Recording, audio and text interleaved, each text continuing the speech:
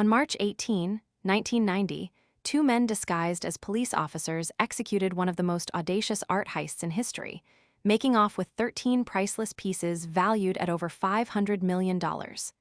This wasn't just a robbery, it was a meticulously planned operation that remains unsolved to this day. What could lead someone to orchestrate such a complex crime? Was it greed, a vendetta, or something more sinister? Despite extensive efforts by the FBI and countless theories, the stolen art has vanished without a trace. But the mystery doesn't end there.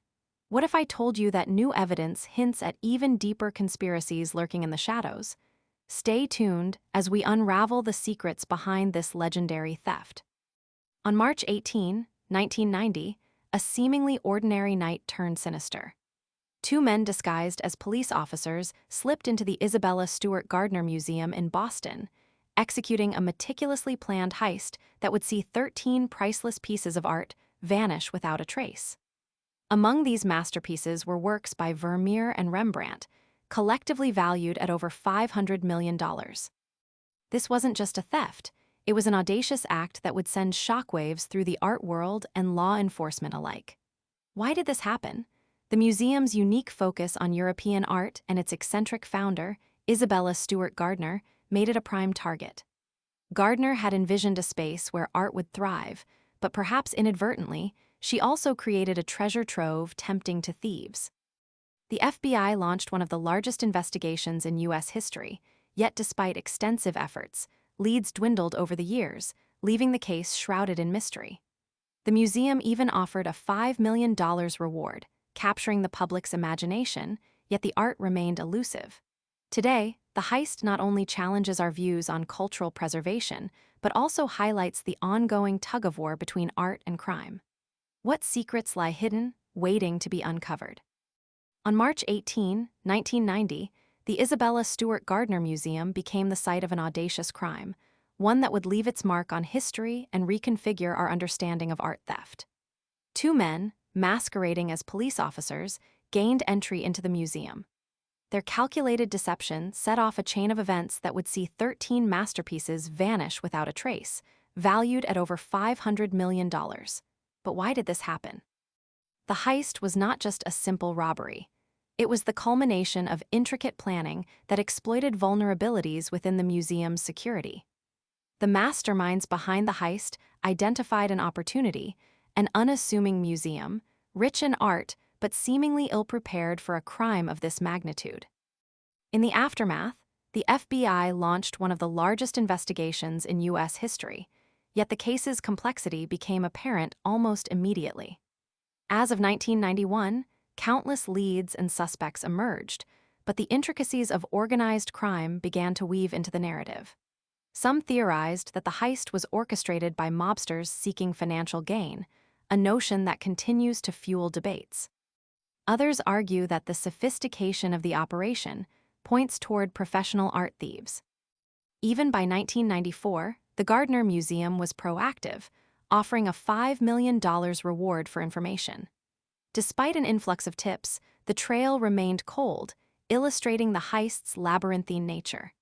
The case remained in the public eye, reignited by documentaries such as This Is a Robbery in 2010, which renewed interest and speculation. Amidst these developments, the FBI announced in 2015 they believed the artwork could be hidden in Connecticut, yet subsequent investigations proved fruitless. The art's last confirmed sighting, the concert by Vermeer, has kept whispers of its fate alive. With each passing year, the heist remains unsolved and the questions swirl: could the artwork be recoverable, or has it been forever lost to obscurity? Who orchestrated this grand scheme, and what were their motivations?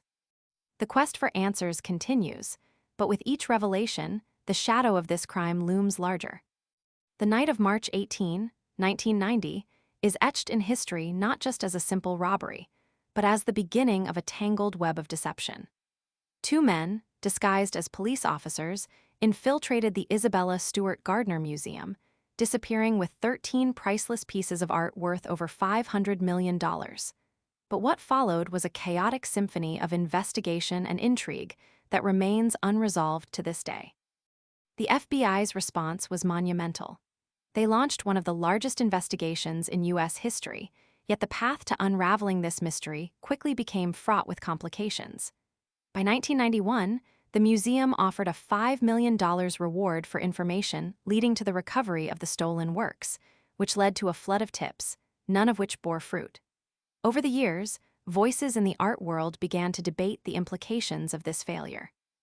Was this a case of incompetence, or were more sinister forces at play? Some experts argue the heist bore the hallmark of organized crime, suggesting mob involvement that would leverage these masterpieces for profit. On the other hand, others contend that the theft could have operated independently of such criminal networks, potentially executed by sophisticated art thieves. The questions became more pressing when, in 2003, the FBI announced new theories about international art theft rings. Public interest surged as theories proliferated, especially after the release of the documentary, This Is a Robbery, in 2010. Yet, while the documentary reignited public fascination, some experts cautioned that sensationalism may hinder serious investigative progress. In 2015, the FBI confidently declared that the missing art might be in Connecticut. Yet, what followed were further dead ends, demonstrating the heist's complexity. Today, the case continues to classify as an active investigation, but what does that really mean? Is there hope for recovery, or have these masterpieces been forever lost? As we explore the various angles of this enduring mystery, the stakes remain inexplicably high, and the answers tantalizingly elusive. The Isabella Stewart Gardner heist was not just a theft. It was a masterclass in deception with far-reaching consequences. As the dust settled in Boston, the impact of the crime rippled through the art world and beyond. The immediate aftermath saw the museum's reputation suffer as the public grappled with the reality that 13 masterpieces, valued at over $500 million, were stolen in a brazen act that seemed to mock law enforcement and society itself. With the FBI launching one of the largest investigations in U.S. history, the case quickly turned into a complex web of theories and suspects. While the museum offered a $5 million reward, the tips flooded in, yet yielded no substantial leads. More than just artworks were lost, trust in cultural institutions was shaken. Art lovers wondered, could this happen again? By 2003, the FBI had new leads suggesting organized crime might have orchestrated the heist. This revelation ignited debates. Was it a heist for profit or an inside job? Theories circulated as mobster Robert Gentile, with alleged ties to the underworld, became a person of interest. The question loomed, was he merely a convenient scapegoat? In an unexpected twist, a documentary in 2010 reignited public interest, shining a spotlight on the intricate details of the crime. As viewers became engrossed in the mystery, they began asking the difficult questions. Did the artwork still exist, or had it been destroyed or altered beyond recognition? Fast forward to 2020, as the FBI still classifies the case as active, hope remains. Public interest has led to increased funding for investigations, emphasizing the community's role in the search for answers. Yet, whispers of frustration linger. With so many years gone by, is it still possible for these treasures to be found? What hidden truths lie beneath the surface of this enduring mystery? As we peel back the layers, we realize that the Isabella Stewart Gardner heist is not just about lost art. It's about the fragility of culture and the relentless pursuit of justice that echoes through time. What can the Isabella Stewart Gardner heist teach us about the nature of art, crime, and human behavior? First and foremost, this case reveals the intricate interplay between greed and privilege. The audacity of the thieves, masquerading as police officers, underscores a chilling lesson. Deception can be a powerful weapon in high-stakes crimes. This heist wasn't a mere act of theft. It was a sophisticated orchestration that exploited trust and authority, a fact often overlooked in simpler heists. Similar to the infamous theft of the Mona Lisa in 1911, where the allure of fame and wealth drove a former museum worker to steal, the Gardner heist shows how art theft is not just about the physical pieces, but also the status they confer. Additionally, the ongoing investigation highlights the critical role of public involvement in solving high-profile cases. The $5 million reward offered has reinvigorated interest and led to countless tips, emphasizing that collective vigilance is vital in our fight against cultural loss. The case also challenges our assumptions about recovery. Many experts debate whether the stolen pieces still exist or have been altered beyond recognition. What if the truth lies hidden in the shadows of organized crime? The layers of this mystery remind us that art theft is an ongoing struggle for cultural preservation, and the lessons learned from this case resonate as strongly today as they did in 1990. Could this heist be a microcosm of broader societal issues surrounding art, value, and justice? As we continue this journey, we must ask, what secrets still linger, and who holds the key to unlocking them? The Isabella Stewart Gardner heist is not just a relic of the past. Its shadow looms large over the present and future of art theft. As the art world grapples with this unsolved crime, the implications resonate deeply today. Why does it matter? Because the intricate web of deception surrounding this case highlights significant vulnerabilities in how we protect cultural treasures.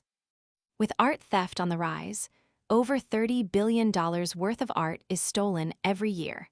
The lessons learned from Gardner's disappearance are more crucial than ever. The ongoing investigation keeps the case alive, but it also points to a darker reality. The relentless pursuit of stolen art can sometimes lead to dangerous encounters with organized crime. As authorities continue to chase leads, each tip could either restore a piece of cultural heritage or unravel deeper networks of illicit trade. Moreover, this case reveals the role of public involvement in criminal investigations. The Gardner Museum's $5 million reward has sparked countless tips, but many have led to dead ends. What happens next? Will a breakthrough finally emerge, or will the art remain lost in the abyss of greed and secrecy? The urgency of recovering these masterpieces underscores a vital truth. Preserving our cultural history is not just an art problem, it's a societal imperative that defines who we are. As we await answers, the Isabella Stewart Gardner heist serves as a chilling reminder of our vulnerability and the value we place on art, a value that some are willing to jeopardize for profit. With every passing year, the mystery deepens, but so does our resolve to uncover the truth. The Isabella Stewart Gardner heist is not merely the tale of stolen canvases or shattered frames. It embodies a stark reminder of the fragility of art and culture itself. 13 masterpieces vanished in the blink of an eye, but what remains is a complex tapestry woven with threads of greed, deception, and unresolved questions. Why did this crime, orchestrated with such precision, remain unsolved for decades? What secrets lie beneath the surface, veiled by a shroud of organized crime and insider knowledge? As the FBI continues its relentless pursuit of justice, we are left pondering. Will these treasures ever be recovered, or have they been lost forever in the shadows? This case challenges our understanding of value, culture, and the lengths to which humanity will go to protect both. The question now is, how far are we willing to go to ensure that history is not erased, and will the truth ever emerge from the depths of this ongoing mystery?